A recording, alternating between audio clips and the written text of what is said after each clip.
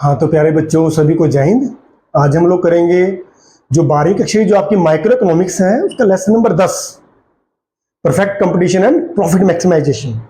ये लेसन बेटे हमने शुरू किया था, काफी पार्ट हम इसका कर चुके हैं। उसी कड़ी में बेटे जो नेक्स्ट पार्ट क्या है इसका, entry and exit of firms and its effect, फर्मों का प्रवेश और बाहर जाना तथा इसका प्रभाव। ठीक है, तो फर्में बाजार में प्रवेश कब करती हैं या बाहर कब जाती हैं, हम लोग क्या देखते हैं। जब अल्पकाल में फर्मों को असामान्य लाभ मिल रहे होते हैं तो ऐसी अवस्था में नई फर्में बाजार में प्रवेश करने के लिए प्रेरित होती हैं, क्योंकि बाजार में प्रॉफिट ज्यादा होते हैं, वस्तु की कीमतें ज्यादा होती हैं। तो ऐसी अवस्था में नई फर्में इंड्यूस होती हैं, प्रेरित होती है किसी चीज के लिए, बाजार में आने के लिए। ठीक है, इसी प्रकार अगर लॉस हो रहा होता है, हानि हो रही होती है, तो क्या होती है, फर्में अपना उत्पादन घटाती है या कुछ फर्में बाजार को छोड़कर चली जाती हैं।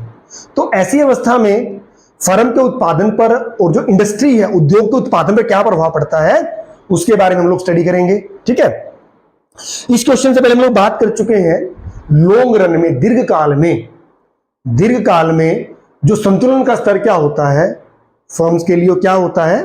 दीर्घ काल में हम लोग क्या देखते हैं कि जो प्राइस होता है, एवरेज रेवेन्यू होता है, किसके बराबर होता है, लॉन्ग रन मार्जिनल कॉस्ट के बराबर होती है। इसके अलावा जो लॉन्ग रन एवरेज कॉस्ट है, लॉन्ग रन एवरेज कॉस्ट का जो मिनिमम पॉइंट है, बात समझ में आ रही है। दीर्घकाल में कोई फर्म संतुलन की स्थिति में कब होती है, जब जो कीमत किसके बराबर होती है, लॉन्ग रन मार्जिनल कॉस्ट, और जो लॉन्ग रन एवरेज कॉस्ट का जो मिनिमम पॉइंट होता है उसके बराबर कीमत होती है। वहां पर क्या होता है, वो फर्म के उत्पादन का स्तर होता है, उत्पादन के संतुलन का स्तर होता है। ठीक है बात मेरे बेटा। तो हम लोग बात करेंगे entry attraction to higher price, प्रवेश ऊंची कीमत का आकर्षण। अल्पकाल में यानी कि शॉर्ट रन में हम लोग क्या देखते हैं, शॉर्ट रन में हम देखते हैं जब कीमतें ऊंची होती हैं, यानी कि कीमतें शॉर्ट रन एवरेज कॉस्ट से ज्यादा होती हैं, तो ऐसी अवस्था में फर्म को क्या मिल रहा होता है, असामान्य लाभ मिल रहे होते हैं। ठीक है, इसको हम एक चित्र के माध्यम से समझेंगे। देखिए OX OY, ओके, यहां पर हम लोग प्राइस ले लेते हैं। ठीक है, यहां पर हम लोग क्या ले लेते हैं, आउटपुट ले लेते हैं। ठीक है, ये मेरे बेटे आपका है price AR equal to MR। ठीक है बेटा, तो सुपर नॉर्मल प्रॉफिट कब होंगे फर्म को, सुपर नॉर्मल प्रॉफिट बेटा तब होते हैं जब एवरेज कॉस्ट कम होती है, किससे, एवरेज रेवेन्यू से। ठीक है, ये आपका शॉर्ट टर्म एवरेज कॉस्ट हो गया। ठीक है, ये मेरे बेटे उसका मिनिमम पॉइंट है, ये क्या हो गया बेटे आपका शॉर्ट टर्म मार्जिनल कॉस्ट। संतुलन का स्तर कहां पर होता है, संतुलन का स्तर वहां पर होता है बेटे जहां पर MCMR के बराबर और MCMR को नीचे से काटे, तो ये पॉइंट हो गया आपका। ठीक है, ओपी कीमत पर, ये फर्म के लिए है बेटे, जब कीमत ओपी है तो संतुलन उत्पादन कितना है फर्म के लिए, OM के बराबर है। ठीक है, ये E हो जाएगा, ये क्या हो जाएगा बेटे, K, क्या पॉइंट हो गया, ये K हो गया, क्योंकि ये E के प्रति इकाई लाभ है और कुल लाभ कितना है, इसको यहां मिला दीजिए, ये मान लीजिए OP1 है। अब सुपर नॉर्मल प्रॉफिट क्या है बेटा, सुपर नॉर्मल प्रॉफिट किसके बराबर है, ये पोर्शन है आपका। क्यों, क्योंकि बेटे कीमत ज्यादा है, लागतें कम है, तो ऐसी अवस्था में P1 PE के बराबर फर्म को क्या मिलते हैं, असामान्य लाभ मिलते हैं, सुपर नॉर्मल प्रॉफिट मिलते हैं।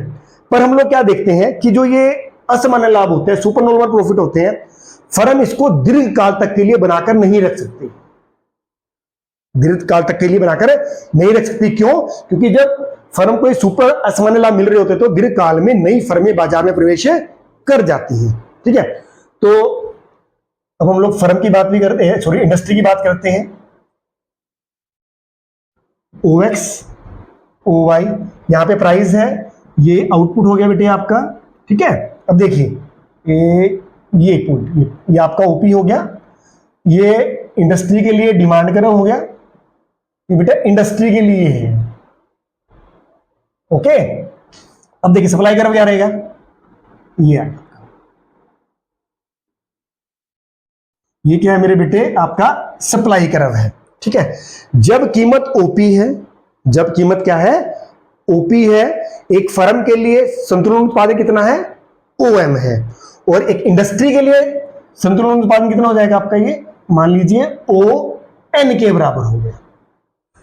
ठीक है बेटा, अब जब सुपर नॉर्मल प्रॉफिट होते हैं, असमान्य लाभ मिलते हैं, तो दीर्घकाल में क्या टेंडेंसी पाई जाती है, नई फर्में बाजार में प्रवेश कर जाती है। ठीक है, जब नई फर्में बाजार में प्रवेश करती हैं तो वस्तुओं की पूर्ति बढ़ जाती है, जब वस्तु की पूर्ति बढ़ जाती है तो कहीं ना कहीं वस्तु की कीमतें गिर जाती हैं और फर्म को दोबारा से सामान्य लाभ मिलने शुरू हो जाते हैं। ऐसी अवस्था में उत्पादन का संतुलन बिंदु कहां पर होगा, जहां पर बेटे जो मिनिमम एवरेज कॉस्ट का, जो एवरेज कॉस्ट का जो मिनिमम पॉइंट है, कीमत कहां तक गिरेगी, जो एवरेज कॉस्ट का जो मिनिमम पॉइंट है वहां तक कीमतें गिरेंगी। अब देखिए ये कीमत गिर के ओपी हो जाएगी, और जो सप्लाई है इंडस्ट्रीज के लिए, अब देखिए ये इस पॉइंट से ये क्या हो जाएगा आपका S1 हो जाएगा। ठीक है, S1 हो गया, इनकी सप्लाई बढ़ गई है। सप्लाई क्यों बढ़ गई है, क्योंकि अल्पकाल में फर्मों को असामान्य लाभ मिलते हैं, तो ऐसी अवस्था में दीर्घकाल में नई फर्में प्रवेश कर जाती है। जब नई फर्में बाजार में प्रवेश कर जाती हैं तो जो सप्लाई कर्व है कहीं ना कहीं बढ़ जाता है और वो दाईं तरफ खिसक जाता है। ठीक है, तो ये पूर्ति कब तक बढ़ती रहेगी, जब तक कीमत गिरकर जो SAC का जो शॉर्ट टर्म एवरेज को जो मिनिमम पॉइंट है, जो यानी कि हम ओपीओ से डिनोट करते हैं यहां पे, वहां तक कीमतें नहीं गिर जाती, तो संतुलन उत्पादन बिंदु अब ये रहेगा। ठीक है, तो ऐसी अवस्था में एक फर्म का उत्पादन जो पहले ओएम के बराबर था वो गिरकर कितना हो जाएगा, OM1 हो जाएगा। किस अवस्था में, जब बेटे नई फर्में बाजार में प्रवेश कर जाती हैं। बात समझ में आ रही है, जब नई फर्में बाजार में प्रवेश कर जाती हैं तो जो फर्म का उत्पादन पहले OM के बराबर था, कीमत घट गई है, क्यों, क्योंकि नई फर्में बाजार में प्रवेश कर गई, वस्तु की पूर्ति बढ़ गई है, तो फर्म के लिए उत्पादन OM से घटकर OM1 हो जाएगा, और इंडस्ट्री के लिए जो उत्पादन था कितना था, पहले वो ON था, वो OP1 कीमत पर बढ़कर कितना हो जाएगा, ON2 हो जाएगा। बात समझ में आ रही है, जब फर्म को असामान्य लाभ मिलते हैं, जब कीमत ओपी है तो फर्म को असामान्य लाभ मिल रहे हैं, सुपर नॉर्मल प्रॉफिट मिल रहे हैं, तो ऐसी अवस्था में क्या होता है, दीर्घकाल में नई फर्में बाजार में प्रवेश कर जाती हैं। जब नई फर्में बाजार में प्रवेश कर जाती हैं तो पूर्ति वक्र दाईं तरफ खिसक जाएगा। अब जो किसका है, जब कीमत ओपी थी तो उद्योग इंडस्ट्री के लिए उत्पादन की मात्रा कितनी थी, ON थी। ठीक है, जब नई फर्मों ने बाजार में प्रवेश किया, कीमतें घटकर ओपी से OP1 हो गई, और ये कहां तक गिरेंगी, SAC के मिनिमम पॉइंट तक। ठीक है, ये पॉइंट थोड़ा ऊपर है बेटे। ऐसी अवस्था में जो SAC है, शॉर्ट टर्म एवरेज कॉस्ट है, greater than short term marginal cost है ना, ये यहां पे इससे ये ज्यादा है, यहां पर पॉइंट ये SAC ज्यादा है, SMC नीचे है। ठीक है, तो कीमतें कहां तक गिरेंगी, जब तक वो SAC के मिनिमम पॉइंट तक नहीं आ जाती। ठीक है, अब यहां पर सभी फर्मों को क्या मिलेंगे, सामान्य लाभ मिलेंगे, और जो फर्म का जो उत्पादन पहले OM से घटकर OM1 हो जाएगा, और उद्योग के लिए उत्पादन जो पहले ON था वो बढ़कर ON से ON2 हो जाएगा। ठीक है मेरे बेटा, उम्मीद है बेटे ये टॉपिक आपको समझ में आया होगा। अब हम बात करेंगे exit induced by lower price. इसको इरेज कर देते हैं।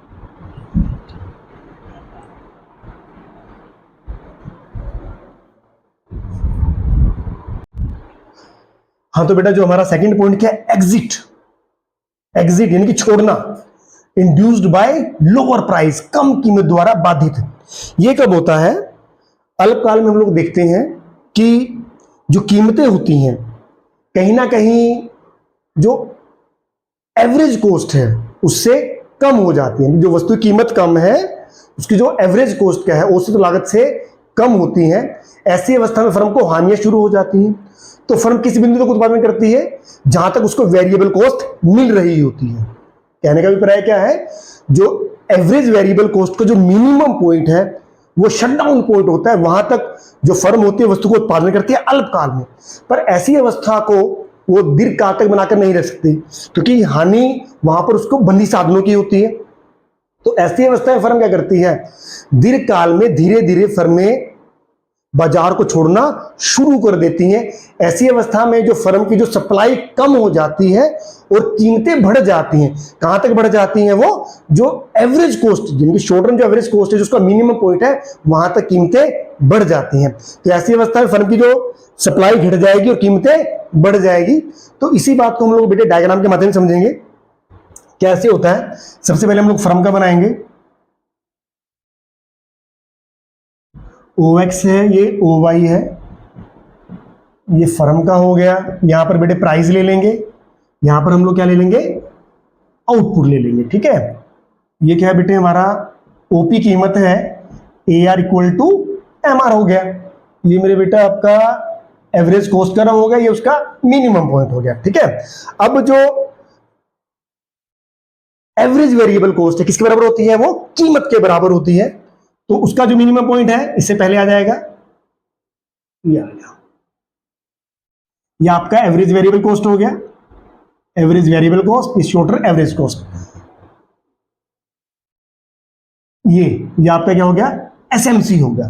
ठीक है, जब कीमत OP है तो एक फर्म के लिए संतुलन उत्पादन कितना है? वो OM के बराबर है। ठीक है, लॉस कितना है फर्म को टोटल? इसको आगे बढ़, ये ई पॉइंट हो गया बेटे, इसको आगे बढ़ाइए। ये मान लीजिए ये K पॉइंट है, इसका नाम भी रख लीजिए, इसका मान लीजिए Z पॉइंट है। ठीक है, ये किसको शो करता है बेटे? लॉस को। क्यों? क्योंकि जो EM के बराबर कीमत है, औसत लागत कितनी है? KM के बराबर है। ये शट डाउन पॉइंट है। क्यों? क्योंकि जो कीमत है कहीं ना कहीं एवरेज वेरिएबल कॉस्ट के मिनिमम पॉइंट पर है। ठीक है, तो टोटल लॉस कितना हो गया यहां पर फर्म का? PZKE, PZKE। ठीक है, अल्पकाल में जो संतुलन उत्पादन कितना है जब कीमत OP है तो वो OM के बराबर है। ठीक है, तो इसी बात को जो हम लोग जो इंडस्ट्री का जो सप्लाई कर्व है उसको समझेंगे कितना होता है। OX हो गया, OY हो गया, यहां पर आप आउटपुट ले लेंगे। ओके, ये आपका डिमांड कर्व हो जाएगा। ओके, अब देखिए इसको आगे बढ़ाइए। ये पॉइंट आएगा, ये हो गया आपका सप्लाई कर्व। तो इंडस्ट्री का संतुलन उत्पादन कितने के बराबर, किसके बराबर हो जाएगा? ON के बराबर हो जाएगा। हाँ बेटे देखिए, जब कीमत OP है, एवरेज वेरिएबल कॉस्ट के बराबर है, ऐसी अवस्था में जो फर्म का संतुलन उत्पादन कितना है? वो OM है।